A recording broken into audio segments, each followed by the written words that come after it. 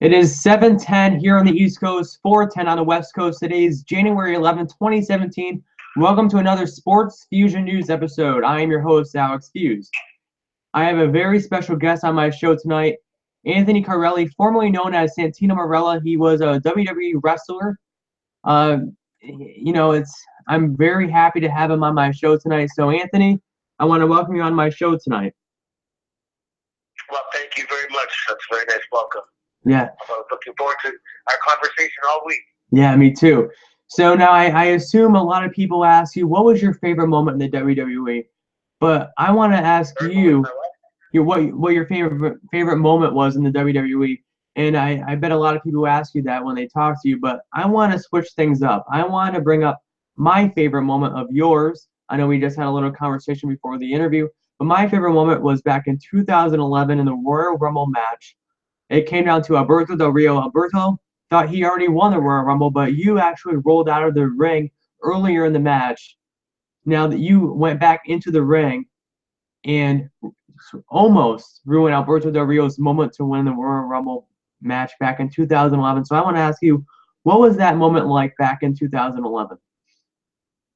Well, that was actually a perfect moment to sum up the career of Santino. He was always just so close to winning the big one and doing some big things, but then the last minute he would kind of screw it up. And literally, that moment is a snapshot of the life and times of Santino Marella and the WWE. Yeah, now the Royal Rumble match is just a few weeks away in the WWE. Now, while you have been away, I know you've been a very busy person. So what has the past few months been like for you? Oh, man. Every day is pretty busy. Of course, I run Battle Arts Academy, which is a very multifaceted complex. We got a judo team, we got a boxing team, we got a wrestling team, we got weight loss programs.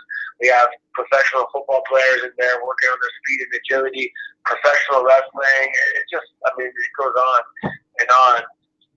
We have MMA. So that's a full-time deal. And, of course, I'm working with Sportsnet now, and that's really fun. I get to go in there once a week and do aftermath. So, yeah, I'm pretty busy. Mm-hmm. Now, I know a few years ago you suffered a few injuries and one to your neck. Now, one of my favorite also WWE superstars was the rated R superstar Edge. Now, Edge also had a neck injury that he also had to retire from the WWE from. So what was that neck injury, dealing like? How did you deal with that neck injury? Well, actually, it's funny. Edge and I had the same surgery. We both had a double cervical fusion. He came back from his for like a year, and then he was told he has to stop. And I was never able to come back from mine because I could have got a triple fusion, but then I would have had some serious restriction in my neck mobility. So we just kept it at 2. But it's fine. I'm comfortable on a day-to-day basis. I can't wrestle anymore in the ring, but I can still teach the kids judo, and I can still do a lot of fun things. Just no crazy bumps, falling from heights and that kind of stuff.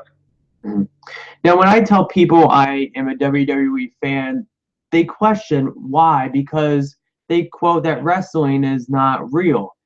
Now, I always bring up injuries, and I always bring up you and Edge, and I'm like, look, these guys are actually fighting every night. Your WWE schedule, what was your schedule like for the WWE? For the majority of my time there, I was working 5 days a week. Yeah. So when you add in your travel time, I was only home for a day and a half per week for years and years and years. So it was definitely a commitment. You're giving them your entire life, but it's also at the same time a privilege to be able to go out there and entertain people.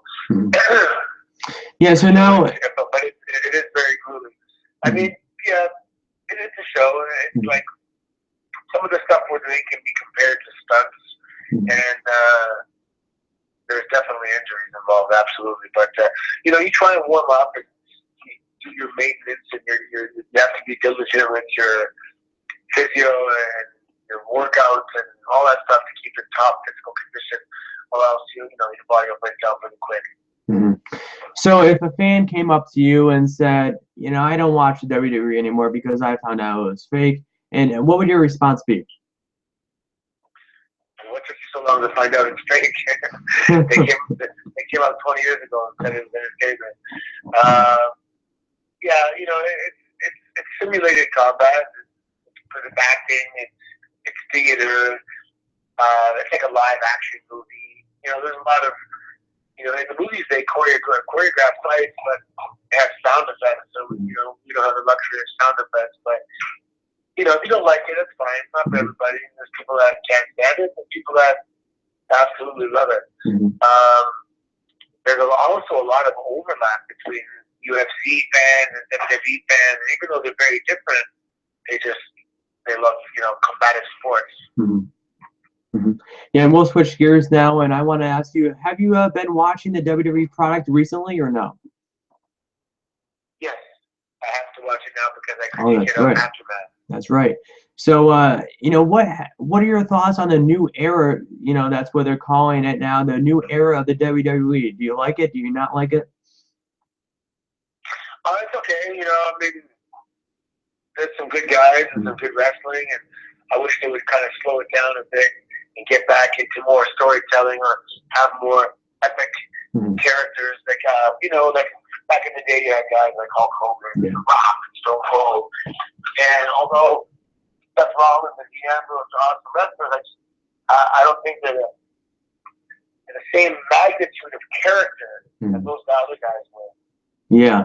Now, Santino, I know that you played in a big part. You came into the WWE when there were two different brands, and then you also were in there a part when they did the whole brand split. Now, they did the brand split again this past year. So, what's the difference between when it was just Raw and SmackDown, or when every wrestler was on one show, like how it was back in a few years ago before they did the brand split past summer? Yeah, the brand split I think is really good. It's always good because if you want to watch a particular superstar, you have to watch that program.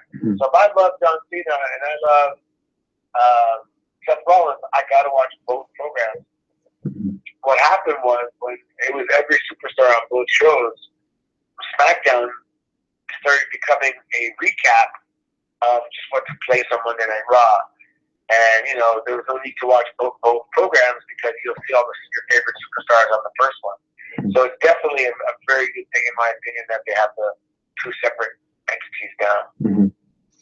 Now, also, another favorite moment that was in your career was recent, before you left. This was you were with Hornswoggle, and you were going backstage trying to figure out the anonymous Raw general manager. And the anonymous Raw general manager turned out to be Hornswoggle. Now, when I first started watching the WWE, the anonymous Raw general manager was a big part of the show, and I was, are they ever going to reveal who that anonymous Raw general manager was? Now, I back then I would have been like, oh, maybe Hulk Hogan would return, or Stone Cold would be the anonymous Raw general manager, but you discovered it was Hornswoggle. What was your reaction when you found out that the anonymous Raw general manager throughout all the years was Hornswoggle? Yeah, I love Hornswoggle, but I thought they could have picked somebody more, what's the word, epic, like more of a, oh my gosh. But it's okay. It was fun while it lasted.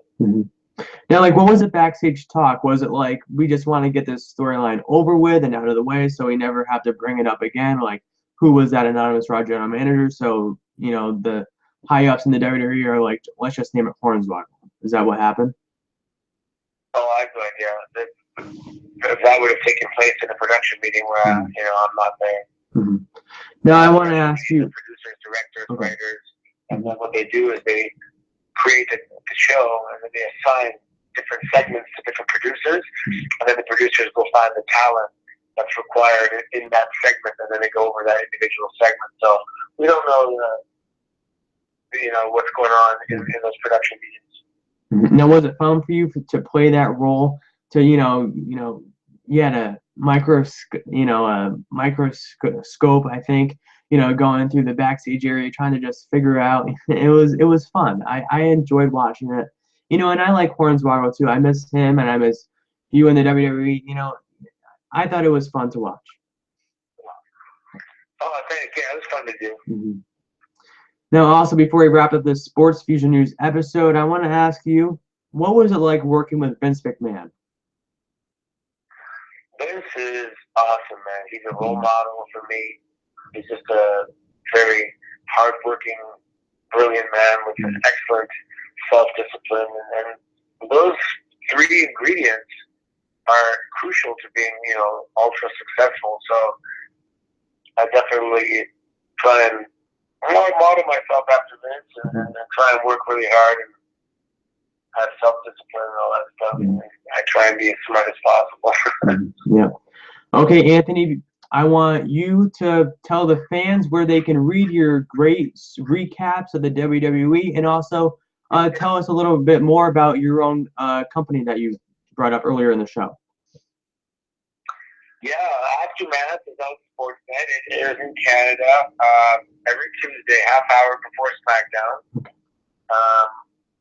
It used to be called The Score, and now it's Sportsnet 360. And I do that every Tuesday. And, Battle Arts keeps me very busy. It's actually 3 facilities in one. It's the Ontario Performance Center, where we do our athletic training. It's Battle Arts Academy, where we do pro wrestling and MMA and all the individual sports. And then in the middle, we have something called the Don Koloff Arena, where we do our professional wrestling shows, our kickboxing fights, our boxing fights. And we're going to be working with the Fight Network this year, hopefully. We're in talks, and we're both interested in working together, so it shouldn't be a problem. But coming out with a really, the best independent, Canadian independent wrestling show in Canada. Oh, that's be really good. Mm-hmm. So where can also fans follow you on Twitter also? Twitter, I'm Milan Miracle, and Instagram, I'm the Milan Miracle. Okay. And I usually post, so I'll kind of keep everybody updated with regards to what I got going on in my own life, but also, Bad Life Academy. Mostly Bad Life. Okay, great. Thank you, Anthony Carella, formerly known as Santino Marella. Thank you for coming on this Sports Fusion News episode today. And maybe we'll have you on in the future to talk some more WWE storylines that are happening right now. Awesome. Sounds like a plan. Thank you. Okay, Feuz Nation, I just talked with Anthony Carella, formerly known as Santino Marella. You might remember him. The Cobra. That's how I remember him. Okay, Feuz Nation, be sure to come back next week with more Sports Fusion News episodes. And there might be more this week. I'll keep you updated on that. Please follow me on Twitter at AlexFeuz. Like the video, comment below of what you think about this show and your favorite Santino Marella moment. Okay, Feuz Nation, thanks for watching. I will see you very soon. Thanks for watching, and be kind to one another.